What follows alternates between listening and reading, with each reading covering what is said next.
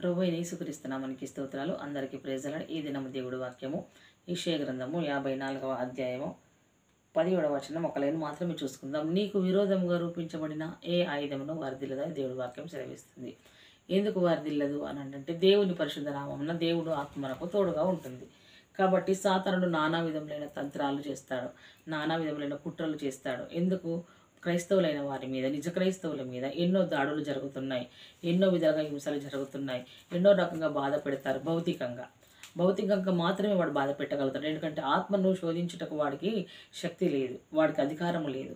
కాబట్టి శరీరంతో ఉన్నాం కాబట్టి శరీరం మీద నానా విధములైన దాడులు జరిగిస్తాడు. అనారోగ్యం అనే దాడి జరిగిస్తాడు, మనస్తాపాన్ని దాడి జరిగిస్తాడు, అప్పులని విరోధంను జరిగిస్తాడు, కుటుంబాలలో సమస్యలను పుట్టిస్తాడు, పిల్లల జీవితంలో అల్లరిని పుట్టిస్తాడు. నానా విధముల చేత సాతానుగాడు ఏం చేస్తాడంటే వాడు మన మీద ప్రతి ఆయుధంను విసురుతాడు. ఎలా పంజా విసురుతాడు. కొన్ని కుటుంబాలు అయితే సాతాను విసిరిన పంజాకు తట్టుకోలేక క్రీస్తు నుండి తొలగిపోయి క్రీస్తు యందు నమ్మకం లేక ఎన్నో రకాలుగా ఉరితాలు తెచ్చుకుంటారు, ఎన్నో రకాల విషపు మందులు తీసుకొచ్చుకుంటారు, వారి జీవితాన్ని నాశనం చేసుకుంటారు. ఎందుకో తెలుసా? దేవుడి యందు విశ్వాసం లేక దేవుడు ఉన్నాడనే సంగతి మర్చిపోతారు వాళ్ళు. అంటే అపవాది శోధించినప్పుడు వారు ఎక్కడ నిలబడలేకపోతారంటే విశ్వాసం అనే ఒక బలమైన పునాది మీద వారు నిలబడలేకపోతున్నారు. ఎందుకు నిలబడలేకపోతున్నారంటే వారిలో ప్రార్థనా జీవితం లేదు. ప్రార్థనా జీవితం వారిలో ఉన్నట్లయితే నీకు విరోధంగా రూపించబడుతున్న ఏ ఆయుధము వర్ధిల్లదు అని దేవుడు వాక్యం సెలవిస్తుంది. నిజమే, మరి నా దేవుడు నాతో ఉన్నాడు, నాతో ఉండి నిత్యం నేను ప్రార్థించుతున్న నా దేవుడికి ఆయననే ఒక ఖడ్గ ద్వారా, కాబట్టి ఆయన ఒక బలమైన జనము సైన్యము, ఆయన విడిపించువాడు, విజయం ఇచ్చేవాడు. మరి అపవాది మాటికి శరీరంతో ఉన్నాం కాబట్టి ఈ భౌతికమైన విషయంలో అది దాడి చేస్తున్నప్పుడు మేము ఎందుకు కృంగిపోవాలి అనే ఆలోచన మనకు రావట్లేదు. కానీ మనము తప్పుగా ఆలోచిస్తాం. మనల్ని ప్రజలు చూస్తున్నారు, నవ్వుతున్నారు, మనం ఏలనవుతున్నాం, సమాజంలో ఏ విధంగా జీవిస్తాం, ఏ విధంగా బ్రతుకుతాం అని అనుకుంటున్నాం. కానీ సిగ్గు తలంచకూడదు. పౌలు గారి గురించి ఆ కాలం లేవన్నారు, లోకంకు పట్టిన ఒక దుష్టత్వం అన్నారు పౌలు గారిని. లోకంకు పట్టిండి ఆయన దుష్టత్వం బస్తత్వంగా యేసుక్రీస్తుని చూసి నడిచారు, నన్ను చూసి మీరు నడవండి అని చెప్పేటంతగా పరిశుద్ధత పవిత్రమైన జీవితము దేవుడితో సమానంగా ఎంచలేడు. కానీ ఆయన మీరు క్రీస్తుని చూసి నేను నడుస్తున్నాను, మీరు నన్ను చూసి నడవండి అని ఆయన సెలవిచ్చాడు. అంతటి భక్తుడు, అంతటి కార్యములు చేసిన వాడు హింసలకు దెబ్బలకు గురైనను భౌతికంగానే మేము హింసింపబడుతున్నాం కానీ ఆత్మీయంగా కాదు అని తన ఆత్మను జాగ్రత్తగా కాపాడుకొని, పరిశుద్ధతను కాపాడుకొని, ఆయన నీతి న్యాయాన్ని కాపాడుకొని చెరసాల మధ్యలోకి వెళ్ళినను, ఎన్ని రకాల చేసినాను ఆయన ఆ విధంగా నిలబడి ఉన్నాడు. అంత నిలబడ్డ పౌలు గారిని ఆ మాట అన్నారు. మరి నీవు నేను ఎంత సామాన్యమైన విశ్వాసం. కానీ దేవుడు అక్కడ పౌలు గారికి ఇచ్చిన కృప, ఇక్కడ సామాన్యమైన విశ్వాసం అంటున్నాం చూడు, మనకిచ్చిన కృప. ఎందుకంటే దేవుడు పక్షపాతి కాడు. ఎందుకంటే నువ్వు ప్రభువు నామన వారు ప్రార్థించారు, ప్రభువు నామన మనం ప్రార్థిస్తున్నాం. ఖండాలు కదిలించకపోయినా సాతాను గాని కదిలించే ప్రార్థన మనం చేస్తాం కదా. చేసినప్పుడు మనకు విరోధంగా రూపించబడుతున్న ఏ ఆయుధము ఎలా వర్ధిల్లుతుంది? విశ్వసించండి. దయచేసి దేవుడు దర్శించు కాలమున ఆయనను వెతకండి. ఒకవేళ ఆయన దర్శించు కాలమున మీరు ఆయనకు లోబడకపోతే అపవాది చేతికి ఆయన అప్పచెప్తాడు. ఎలా అంటే మనం లోబడింది దేవుడికి కాదు కదా. లోపడలేవు అని అంటే అవిధేయత చూపించామంటే తప్పకుండా అపవాది చేతికి వెళ్ళిపోతాం. ఒకవేళ అటువంటి పరిస్థితుల్లో కనుక మీరు ఉన్నట్లయితే ఈ దినమే ఈ క్షణమే యేసు వైపు మల్లుకోండి. నీ కొరకు ఏమి సిద్ధపరిచించాడో దేవుడు అనుగ్రహిస్తాడు. నీకు విరోధంగా పనిచేస్తున్న నీ శరీరం మీద, నీ కుటుంబం మీద, భౌతికంగా ఉన్నావు కాబట్టి లోక సంబంధమైన దాని ప్రతిదాని మీద చేస్తున్న దాడిని తొలగించడానికి దేవుడు శక్తివంతుడు అయి ఉంటున్నాడు. అదే రీతిగా ఇక్కడ అంటాడు దేవుడు వాక్యం ఏం సెలవిస్తుంది? దేవుడు వాక్యం సెలవించింది ఏమని? నీకేది వర్ధిల్లదు నీ విషయంలో అని. సాతాను ఎంత ప్రయత్నించినా వాడు ఓడిపోతూనే ఉంటాడు. యెహోవా మాత్రమే గెలుస్తాడు. ఎందుకంటే మనం గెలుచుటకే పుట్టాము, దేవుడు మనల్ని గెలిపించుటకే పుట్టించాడు. కాబట్టి సత్య ఆరాధనలకు విరుద్ధంగా ఉపయోగించబడిన ఆయుధాల్లో నిషేధాలు, అల్లరి మూకలు, దౌర్జన్యం, చిరసాలలు కట్టడం వలన కీడు కల్పించడం వంటివి ఉన్నాయా లేదా? మరి కాలంలో ఉన్నాయి. ఎలా ఉన్నాయి? సత్య ఆరాధనలకు విరుద్ధంగా కొందరు లేస్తారు. మనం సత్యంని ఆరాధిస్తాము సంఘాలలో అన్నా కానీ విరుద్ధంగా లేస్తారు. సంఘాలలో లేస్తారు, లోకానుసారంగా లేస్తారు. మనకు విరుద్ధంగా రూపించబడుతున్న ఏ ఆయుధము వర్ధిల్లది అని అన్నాడు. లేచి ఉపయోగించబడిన ఆయుధాలలో ఏముంటుంది? కీడు కల్పిస్తారు కొందరు అయితే మన జీవితాలలో. బయట చూసినట్లయితే ఎందుకు కీడు కల్పిస్తారు? ఇప్పుడు మనం బయట గురించి మాట్లాడుకుంటున్నాం.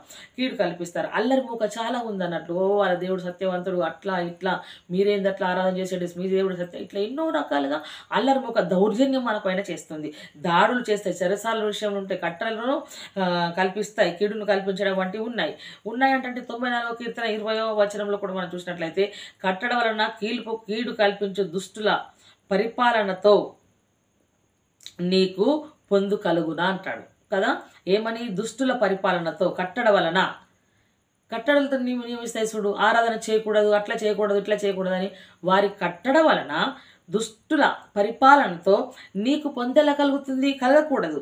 దుష్టులు నీతిమంతుల ప్రాణము తీయుటకు వారి మీద పడతారు. ఎవరు? దుష్టులు. కాబట్టి మనకు వారితో సాహసము చేయకూడదు అని ఇక్కడ అంటున్నామండి. ఇప్పుడైతే సేవకులు పరిచర్యలో ఉండగా భౌతికంగా వారిపై ఎన్నో దాడులు జరుగుతున్నాయి. మనం చూస్తాం సందర్భాలలో చూసినట్టయితే ఒక సంవత్సరానికి మనం ఏం చూస్తున్నామంటే ఒక్క సంవత్సరానికి కేవలం 32 ఒక్క సంవత్సరానికి 32 వారికి ఎన్నో 32 సార్లు జరుగుతుంది క్రైస్తవుల మీద కీడు అన్నట్లు.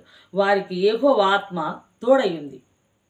అంటే భౌతికంగా వారి శరీరం మీద దాడి జరిగినను యెహోవా ఆత్మ వారికి తోడయ్యింది కాబట్టి వారిని విడిపించనై ఉంటుంది. యెహోవా ఆత్మ వారికి ఎప్పుడు తోడవుతుంది? వారు దేవుని అనుసరించి వారు ఎన్నిటికీ భౌతికంగా ఎన్ని హింసలు నిందలు భరించినను దేవుడి కొరకు వారు ఓడాడు కాబట్టి ఎవరెవరు ఓడిపోయారు? అక్కడ సాతానుగాడు ఓడిపోయాడు. అంటే భౌతికమైన శరీరం మీద వాడు దాడి చేశాడు కాబట్టి సాతానుగాడు ఓడిపోయాడు, సాతానుగాడు కురింగిపోయాడు, వాడు పడదు త్రోయబడ్డాడు. కాబట్టి దేవుని ఆత్మ హృదయంలో ఉంది కాబట్టి శరీరాన్ని దేవునికి ఆస్పదంగా మార్చింది.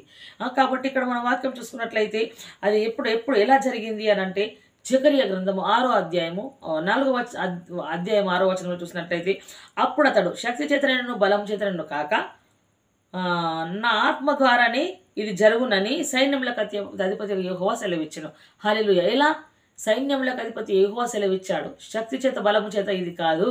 శరీరంతో ఉన్నాం కాబట్టి భౌతికంగా ఉన్నాం కాబట్టి ఏదో శక్తితో బలంతో చేద్దామని కాదు, కానీ ఆత్మ ద్వారా మాత్రమే ఇది జరుగును కార్యము. ఎలా జరుగుతుంది అని అంటే ఆత్మ ద్వారా, పరిశుద్ధాత్మ దేవుని ద్వారా. పరిశుద్ధాత్మ దేవుడు మనలో ఉన్నట్లయితే, పరిశుద్ధాత్మ దేవునికి దేవుడు వాక్యానికి మనం లోబడ్డట్లయితే, మనం విన్నట్లయితే అక్కడ ఏం జరుగుతుంది? ఎవడు తరమకుండానే దుష్టుడు పారిపోవను. దుష్టుడు ఇందాక చదువుకున్నాం కదా, దుష్టుల కట్టడాలను ఏం కల్పిస్తుంది? కీడు కల్పిస్తుంది. వారి పరిపాలన మనం ఉండకూడదు. కాబట్టి ఎలా జరుగుతుంది? ఇక్కడ పరిశుద్ధ ఆత్మ దేవుని వలన మనకు జరుగుతుంది. అదే చూసుకుందాం మనం యోబు గ్రంథంలో చూసుకుందాం. మనం భౌతికంతో ఉన్నాం కదా. యోబు 11:8 మనం చూసుకుందాం.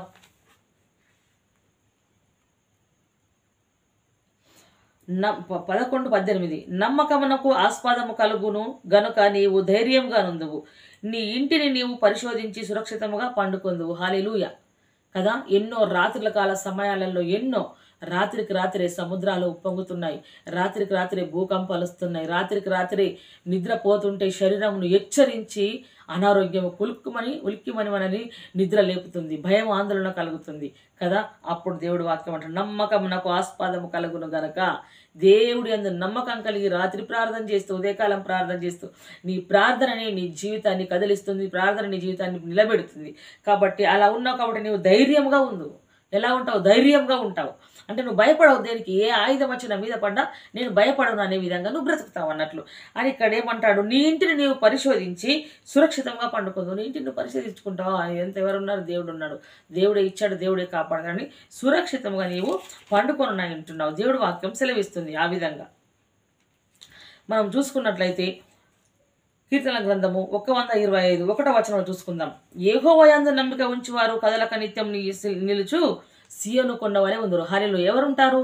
యెహోవా యందు నమ్మకం. దేవుడు కాపాడతాడు, రక్షిస్తాడు, బ్రతికిస్తాడు. ఈ భౌతికంగా ఉన్నాం, మా బాధ్యతలు తీరిపోలేవు, మా బిడ్డలు చిన్నగా ఉన్నారు, మా పరిస్థితి ఏంది అని నువ్వు ఎప్పుడైతే అనుకుంటావో అప్పుడు నువ్వు దేవుడి యందు నమ్మకం ఉంచాలి. దేవాతి దేవుడు నాకు కుటుంబాన్ని ఇచ్చాడు, దేవాతి దేవుడు నాకు పిల్లల్ని ఇచ్చాడు, కాబట్టి నేను ఎలా ఉండాలి అని అనుకోని నువ్వు దేవుడి యందు నమ్మకం ఉంచి అడిగితే కనుక సియోను కొండ ఏ రీతిగా ఉందో అలా నిత్యము నీవు నిలిచుంటావు అంటున్నాడు. ఎందుకు నిలిచుంటావో తెలుసా? యెరూషలేము చుట్టూ పర్వతంలో ఉన్నట్టు యెహోవా 5 మొదలుకొని నీ చుట్టూ ఉంటున్నాడు. ఆమేన్. యెహోవా నీ చుట్టూ ఉండబోతున్నాడు, నీ పక్షంలో దేవుడు ఉండబోతున్నాడు. కాబట్టి ఎప్పుడు నువ్వు కదల్చబడవు. ఎప్పుడు యెహోవా యందు నమ్మకం ఉంచితే మాత్రమే, విశ్వాసంతో ప్రార్థించు, దేవుడు కార్యం దేవుడు చేయుటకు సమర్థుడు అయి ఉంటున్నాడు. అదే సామెతల గ్రంథం 1వ అధ్యాయము 33లో చూసినట్లయితే నా ఉపదేశం అంగీకరించి వాడు సురక్షితంగా నివసించును. హల్లెలూయా. ఏమిటంట మనం మాట్లాడుకుంటున్నాం, మొదటి నుంచి మాట్లాడుకుంటున్నాం దేవుడి వాక్యంను. ఆయన ఉపదేశంను ఎవరైతే అంగీకరిస్తారో, అంటే ఒప్పుకుంటారో, అంటే అవలంబించుకుంటారో, ఇది నిజమే అని నమ్ముతారో వారు ఎలా ఉంటారంటే సురక్షితముగా నివసించును. దేవుడి వాక్యం ఎక్కడికి వెళ్ళినా వస్త్రం ఎలా ధరించుకొని వెళ్తున్నావో, పెళ్లిలకు పోతే ఒక వస్త్రము, ఊరికి వెళ్తే ఒక వస్త్రం, మార్కెట్కి వెళ్తే ఒక వస్త్రం, ఏ విధంగా ధరించుకుంటున్నావు దేవుడి వాక్యంను కూడా ఆ విధంగా నువ్వు చేసే పనులు ధరించుకో, నువ్వు చేసే ఉద్యోగంలో ధరించుకో, నువ్వు భోజనం చేస్తున్నప్పుడు ధరించుకో, నువ్వు రోడ్డున నడుస్తున్నప్పుడు ధరించుకో. వాగ్దానాలు ఇక్కడ ఉన్నాయి, నువ్వు ప్రయాణమైన వెళ్ళినప్పుడు కాపాడుతాను ప్రతిదీ ఉంది. కాబట్టి నువ్వు ఉపదేశం అంగీకరించు, ఉపదేశంకు లోబడు. ఆ ఉపదేశ మాటలు నువ్వు విని ఎప్పుడైతే దేవుడి వాక్యం నువ్వు ధరించుకుంటావో, ధరించుకుంటప్పుడు నువ్వు ఎలా ఉంటావు? నువ్వు ధరించుకున్నది ఏంది? దేవుణ్ణి ధరించుకుంటే దేవుణ్ణి తాకుటకు ఎవరికన్నా అధికారం ఉందా? ఎవరికన్నా అధికారం ఉందా? తాకగలిగారా ఎవరన్నా? కాబట్టి నిన్ను కూడా తాకలేరు. కాబట్టి ఇక్కడ అంటాడు ఏమని? సురక్షితంగా నివసించారు వారు కీడు వచ్చుచున్నను భయముకు లేకుండా నెమ్మదిగా ఉండును. హల్లెలూయా. కీడు వస్తుంది, దగ్గరికి వస్తుందంటే రాని శ్రమ రాని, కానీ అది నేను తాకలేదు. ఎప్పుడు నువ్వు నమ్మకంగా ఉన్నప్పుడు, ఉపదేశం అంగీకరించినప్పుడు, అంటే కీడు వచ్చినప్పుడు వచ్చుచున్నను భయం లేకుండా నెమ్మదిగా ఉంటారంట. అంతటి కృపదేవుడు అనుగ్రహించిన ఉంటున్నాడు. అదే సామెత గ్రంథం 3వ అధ్యాయం 24-22 చూసుకున్నట్లయితే ఇక్కడ దేవుడు వాక్యం సెలవిస్తుంది ఏమని? పండుకొన్నప్పుడు నీవు భయపడవు, నీవు పరుణ్ణి సుఖంగా నిద్రించదు. హల్లెలూయా. నువ్వు పండుకుంటున్నావు, నువ్వు అనారోగ్య పరిస్థితిలో ఉన్నావు, తెల్లారి వరకు నుంచి లేస్తానా లేవనా, మళ్ళీ పండుకుంటున్నావు, అబ్బో ఏమవుతుందేమో తెల్లారి లేచి వరకు నుంచి అనే భయము నేను భయపెడుతుందేమో. నువ్వు భయపడకు, నీవు పండుకొని సుఖముగా నిద్రపడి లేచేదవు అని దేవుడు వాక్యం. ధరించుకో, ఉపదేశాన్ని ధరించుకొని నీవు దేవుని మీద నమ్మకం ఉంచు. ఆకస్మికంగా భయము కలుగున్నప్పుడు, దుర్మార్గులకు నాశనం వచ్చినప్పుడు నీవు భయపడవద్దు. ఆకస్మికంగా ఎన్నో మనం చూస్తున్నాం. అప్పుడు భయపడదబ్బో నేనేమవుతాను. నీవు గనుక దేవుడి బండ మీద నిలబడి విశ్వసించి పరిశుద్ధంగా పవిత్రంగా జీవించి ఆయన మీద ఆనుకున్నట్లయితే నువ్వు దేనికి భయపడవు. ఎందుకో తెలుసా? దేవుడి ఉపదేశం అంగీకరించే ఆ వాక్యం నీతోనే ఉంది. యెషయా గ్రంథము 33:6లో మాట్లాడుతుంది దేవుడి వాక్యం ఏమని?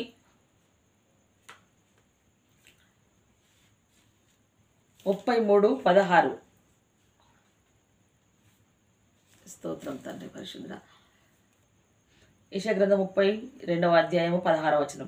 అప్పుడు న్యాయము అరణ్యములో నివసించును, ఫలభరితమైన భూమిలో నీతి దిగును, నీతి సమాధానము కలుగజేయును అని దేవుడి వాక్యం సెలవిస్తుంది. అవునా కాదా? ఇక్కడ న్యాయం అరణ్యంలో నివసించును, ఫలభరితమైన భూమిలో నీతి దిగును. ఫలభరితం, ఎవరైతే ఫలభరితంగా ఉంటారో వారి జీవితాలలో నీతి అనేది దిగుతుంది అని దేవుడి వాక్యం సెలవిస్తుంది. అదే మనం ఇంకా చూసినట్లయితే దేవుడి వాక్యం సెలవిస్తుంది ఇక్కడ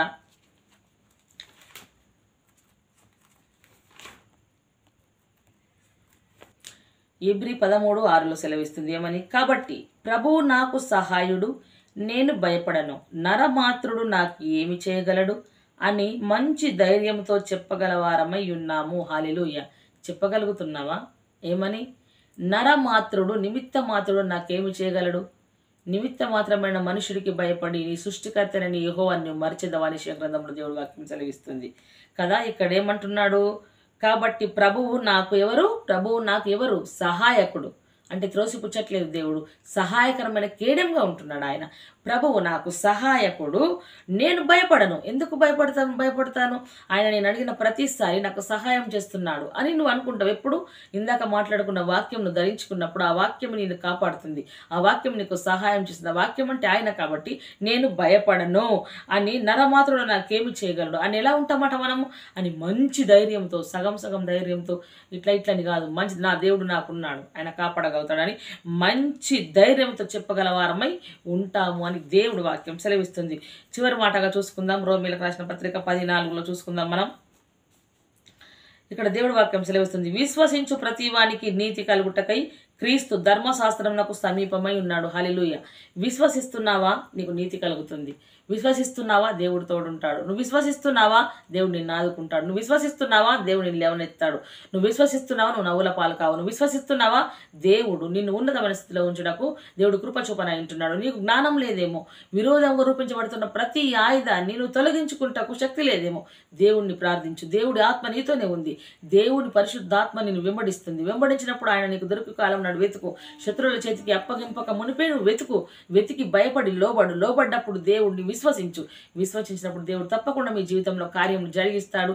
జరిగించుటకే దేవుడు మీ పక్షం నిలబడ్డాడు. ఈ వాక్యం మీరు వింటుండగా మీ ముందు నిలబడ్డాడు, మిమ్మల్ని దర్శిస్తున్నాడు. మిమ్మల్ని దర్శించినప్పుడు పరిశుద్ధాత్మ దేవుడు లోబడి వాక్యానుసారంగా బ్రతకండి. బ్రతికినప్పుడు నీకు ఎవరిది ఏది నీకు సహాయం అవసరం లేదు. నీకు దేవాది దేవుడే పరలోకం నుంచి పంపిస్తాడు.